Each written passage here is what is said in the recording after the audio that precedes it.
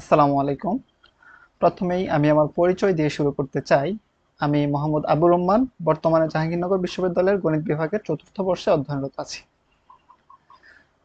বিগত লেকচারে আমি পার্শিয়াল ফ্র্যাকশনের ডিকম্পোজিশন নিয়ে আলোচনা করেছিলাম, সেখানে আমি প্রপার ফ্র্যাকশন নিয়ে আলোচনা করার চেষ্টা করেছি। আজকে আমি ইমপ্রপার ফ্র্যাকশন নিয়ে আলোচনা করার চেষ্টা করব, কিন্তু তার আগে আমি পার্শিয়াল ফ্র্যাকশনের একটি অ্যাপ্লিকেশন নিয়ে আলোচনা করব। কোথায় আমাদের পার্শিয়াল ফ্র্যাকশন প্রয়োজন হয়। এখানে আপনারা দেখতে পাচ্ছেন আমি একটি ইন্টিগ্রেশন এর এক্সাম্পল নেওয়ার চেষ্টা করেছি, যেখানে integration of x cube plus three x square plus six x plus seven divided by x square plus three x plus seven dx দেওয়া আছে। তো স্বাভাবিকভাবেই এই ইন্টিগ্রেশনটি আমাদের কাছে কিছুটা হলেও একটু সমস্যার মনে হতে পারে, যে সহজেই যেমন আমরা এই ইন্টিগ্রেশনগুলো এক্স স্কোয়ার ডিএক্স এরকম ইন্টিগ্রেশনগুলো আমরা সহজেই বলে দিতে পারি যে এটা হচ্ছে x cube by three plus c, এটার ভ্যালু। তারপর যদি ওয়ান বাই এক্স থাকে, integration of one by x dx, তাহলেও আমরা কি করতে পারবো, লন এক্স প্লাস সি এরকম। কিন্তু এটা কিন্তু এর কোনো ক্যাটাগরির মধ্যে পড়ছে না, তাহলে এই ধরনের ইন্টিগ্রেশন আমরা কিভাবে করব? তো স্বাভাবিকভাবে আমরা দেখি যে এটা কিভাবে করা হয়েছে। আমি এটা সলিউশনটাও লিখে রেখেছি আপনাদের জন্য, যাতে আমাদের ক্লাস নিতে সুবিধা হয়, তাড়াতাড়ি হয়। তো এখানে আমরা দেখতে পাচ্ছি যে ইন্টিগ্রেশন অফ এটার ভ্যালু হচ্ছে ডিএক্স। এটা এই যে x cube plus three x square plus six x plus seven divide by x square plus three x plus seven, এটাকে আমরা পার্শিয়াল ফ্র্যাকশনের মাধ্যমে ভেঙে x plus one by x plus two plus three by x plus one এভাবে লিখেছি। লেখার পর এখন দেখুন আমাদের কাছে আমরা হচ্ছে এই ইন্টিগ্রেশনটিকে খুব সহজেই করে ফেলতে পারি। আমরা এই লিনিয়ারাইজ প্রপার্টির মাধ্যমে, ইন্টিগ্রেশনের যে লিনিয়ারাইজ প্রপার্টি, এটার মাধ্যমে আমরা এভাবে জানি যে ইন্টিগ্রেশন অফ এই ইন্টিগ্রেশনকে আমরা ডিস্ট্রিবিউট করে দিতে পারি x dx plus integration of one by x plus two dx plus বাকিটা ওইভাবে লিখে দিতে পারি। তো এটাকে যদি আমরা ইন্টিগ্রেশন করি, সেক্ষেত্রে এক্স স্কোয়ার বাই টু আসবে। আর এটাকে করলে আমরা one by x plus two কে ইন্টিগ্রেশন করলে আমাদের লন এক্স প্লাস টু আসবে। কারণ আমরা জানি যে নিচে যদি এরকম আকারে যদি থাকে এফ অফ এক্স নিচে, আর উপরে যদি এফ প্রাইম অফ এক্স থাকে, তাহলে সেক্ষেত্রে আমরা এটাকে ইন্টিগ্রেশন অফ এরকম যদি থাকে ডিএক্স, এই সূত্র অনুযায়ী আমরা লিখতে পারি যে ln f x f x লিখতে পারি। Okay, plus c. তো এই সূত্র অনুযায়ী আমরা one by x plus two কে integration of one by x plus two dx কে ln x plus two plus three, এখানে আমরা যদি কমন নিয়ে নেই লন এক্স প্লাস ওয়ান। আর আমাদের যেহেতু এটা ইনডিফিনিট ইন্টিগ্রাল, সেক্ষেত্রে আমাদের একটা কি আসবে, একটা কনস্ট্যান্ট চলে আসবে। এক্ষেত্রে যদি আমাদের ডেফিনিট ইন্টিগ্রাল হতো, সামথিং আমাদের কোনো ভ্যালু দেওয়া থাকতো এ টু বি, সেক্ষেত্রে হয়তো আমাদের এই কনস্ট্যান্টটা আনা লাগতো না। ওকে, যাই হোক, তো এই ইন্টিগ্রেশনটা আমরা খুব সহজেই করে ফেলতে পারতেছি।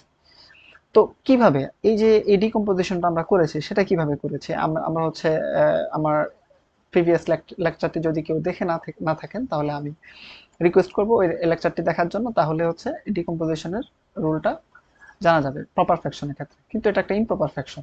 এই ইমপ্রপার ফ্র্যাকশনটিকে কিভাবে ডিকম্পোজিশন করা যায়, সেটা সম্পর্কে আজকে আমি আলোচনা করব। তো আমরা দেখি যে কিভাবে করা যায়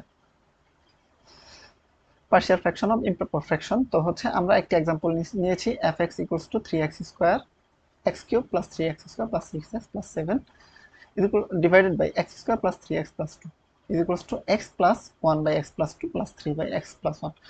আমরা দেখব যে এইটাকে যদি আমরা কিভাবে, এই যে এটাকে কিভাবে আমরা এভাবে লিখে ফেললাম, সেটা যদি আমরা একটু দেখি। তো আমরা যদি এখানে এলসিএম নিই, x plus 2 into x plus 1, আপনারা জানেন আমরা পলিনোমিয়ালের ক্ষেত্রে এলসিএম কিভাবে নিই পলিনোমিয়াল ফ্র্যাকশনের ক্ষেত্রে। তো এই ক্ষেত্রে আমরা এটাকে গুণ দিব, এটা করলে x cube plus two x into x plus one. তাহলে এখানে এখানে আসবে কি, এখানে আসবে plus x plus one plus three into three x plus plus plus three, এইভাবে আসবে। তো এটিকে যদি আমরা আরেকটু লিখি, হচ্ছে ক্যালকুলেশন করি তাহলে হচ্ছে কি আসবে, এটা x square, sorry x square, তাহলে এটা দিয়ে মাল্টিপ্লাই করলে x cube plus 2x square plus 2x square plus x square plus 2x এরকম আসবে। আর নিচে এই পাশে হচ্ছে আমার ক্যালকুলেশন করলে 3x 4x plus 1 plus 3 4x plus 4 আসবে এরকম।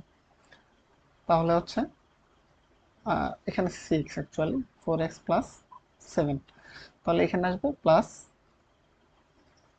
4x plus 7। ওকে, আর নিচে তো আমাদের x plus 2 into x plus 1 গুণ করলে আমাদের হচ্ছে আলটিমেটলি এখানে আমাদের যে ভ্যালুটা আসবে সেটা হচ্ছে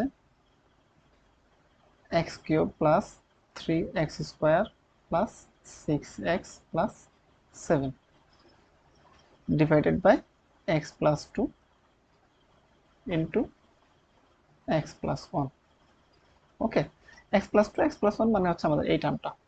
ওকে, তো আমরা এই যে এটাকে এভাবে কিভাবে লিখে ফেললাম সেই জিনিসটাই আমরা হচ্ছে এবারের লেকচারে দেখব। তো fx ইকুয়ালস টু এইটা আমরা নিয়ে আসবো, কিভাবে আনবো। প্রথমে যেহেতু এটা ইমপ্রপার ফ্র্যাকশন, ইমপ্রপার ফ্র্যাকশনের ক্ষেত্রে আমরা প্রথমে কি করব, যেহেতু নিচের টার্মটা এই যে ইমপ্রপার ফ্র্যাকশন আমরা কিভাবে বুঝেছি সেটা হচ্ছে নিচের যে সূচক 2 মানে হাইস্ট যে পাওয়ার, হাইস্ট পাওয়ার হচ্ছে 2 আর উপরের হাইস্ট পাওয়ার হচ্ছে 3, তাহলে উপরের পাওয়ার যেহেতু বড় তাহলে সেক্ষেত্রে সেটা হচ্ছে ইমপ্রপার ফ্র্যাকশন, আর নিচেরটা যদি বড় হতো সেক্ষেত্রে সেটা হতো প্রপার ফ্র্যাকশন। তো এখন আমরা নিচের ডিনোমিনেটর দিয়ে নিউমারেটরকে ডিভাইড করব। তো সেক্ষেত্রে আমরা ডিভাইড করার প্রসেস আমাদের হয়তো জানা আছে, x square plus 3x plus 2 আমরা ডিভাইড করব হচ্ছে নিউমারেটরকে, এটা লিখে ফেললাম। এবার হচ্ছে আমরা এটাকে এই এক্স কিউবকে এক্স স্কোয়ার দিয়ে ডিভাইড করলে এক্স আসে, তো আমরা এটা এখানে লিখে ফেললাম। তো সেই ক্ষেত্রে আমাদের এই আবার এক্স দিয়ে আমরা হচ্ছে এই পুরো টার্মটাকে মাল্টিপ্লাই করে এইখানে লিখে দিব রেজাল্টটা। তাহলে এক্স দিয়ে মাল্টিপ্লাই করলে আমাদের হচ্ছে এই জিনিসটা চলে আসে। চলে আসলে এবার এটা থেকে আমরা মাইনাস করব, উপরেরটা থেকে নিচেরটা মাইনাস করব, করলে আমাদের হচ্ছে এটা ক্যান্সেলড আউট, এটা ক্যান্সেলড আউট, এটা ক্যান্সেলড আউট। এখানে 6x থেকে 2x গেলে 4x আর 7x, তো 7 থেকে যায়, তাহলে আলটিমেটলি আমাদের রিমাইন্ডার আসে 4x প্লাস 7। তো 4x প্লাস 7, 4x প্লাস 7 থাকলে সেটা এখন আমরা এই যে এই ফ্র্যাকশনটিকেই আমরা হচ্ছে ইমপ্রপার ইমপ্রপার ফ্র্যাকশনটিকে আমরা এইভাবে লিখতে পারি x প্লাস, যেহেতু আমাদের কোশেন্ট এসেছে x আর রিমাইন্ডার আসে 4x plus 7, x plus 4x plus 7 divide by x square plus 3x plus 2। এবার সিম্পলি আমরা হচ্ছে এই টার্মটুকুকে নিয়ে কাজ করব। তাহলে x plus a1 by x plus 2 plus a2 by x plus 1 এটা লিখতে পারি। তাহলে আমাদের হচ্ছে যে রুল, আমরা হচ্ছে প্রিভিয়াস ভিডিওতে আমরা যে রুলটা দেখেছি সেই রুল অনুযায়ী a1 equals two x plus 2 gx। আচ্ছা, এখানে একটা জিনিস বেশি চলে এসেছে,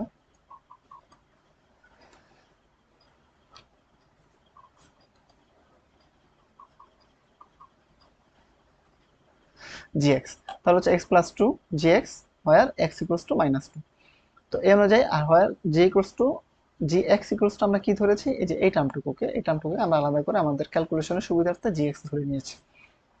এই তো, তো এভাবে আমরা জাস্ট হচ্ছে এবার gx এর ভ্যালুটা ওখানে বসিয়ে দিয়ে দেন হচ্ছে ক্যালকুলেশন করলে আমাদের চলে আসে x equals to minus 2 divide by 4x plus 7 divide by x plus 1 x equals to minus 2। তো এখান থেকে আমরা হচ্ছে ভ্যালুটা বসিয়ে দিলে আমরা হচ্ছে minus 8 plus 7 divide by minus 2 plus 1 equals to এই ভ্যালুটা চলে আসে, ক্যালকুলেশন করলে 1 আসে। তাহলে আমরা হচ্ছে a1 এর ভ্যালু আমরা পেয়ে গেছি কত, 1। আফটার দ্যাট আমরা a2 এর ভ্যালু সিমিলার ওয়েতে ক্যালকুলেশন করব, x plus 1 gx where x equals to minus 1, x plus 1 into 4x plus 7 divided by x plus 2 into x plus 1 where x equals to minus 1। আমরা জানি যে এই ভ্যালুটা আমরা কিভাবে নিয়ে আসি, যে আমরা হচ্ছে এই যে এখানে যেটা থাকে যার জন্য নিচে যে ডিনোমিনেটর থাকে x plus 1 equals to 0 বসিয়ে আমরা এখান থেকে x এর ভ্যালু কি চলে আসে, মাইনাস 1। তো সিম্পলি আমরা এই ভ্যালুটা ক্যালকুলেশন করে ফেলবো, এটাও ক্যালকুলেশন করলে আমাদের কি চলে আসে 4x plus 7 divided by x plus 2 x equals to minus 1। Ultimately আমরা a2 ইকুয়ালস টু 3 পাবো। তো a1 equals to 1 and a2 equals to 3 যদি আমরা যদি হচ্ছে আমাদের এইখানে বসাই, এটাকে যদি আমরা 1 নাম্বার ইকুয়েশন ধরি, তাহলে হচ্ছে 1 নাম্বার ইকুয়েশনে বসিয়ে দিলে আমরা এই যে from 1 becomes fx equals to x cube plus 3x square plus 6x plus 7 divided by x square plus 3x plus 2 equals to x plus এর value 1 1 by x plus 2 plus এটা 3 হবে 3 divided by x plus 1। ওকে, তো এই হলো কি আমাদের decomposition. তো আশা করি সবাই বুঝতে পেরেছেন। আজকের জন্য এতটুকুই, ধন্যবাদ।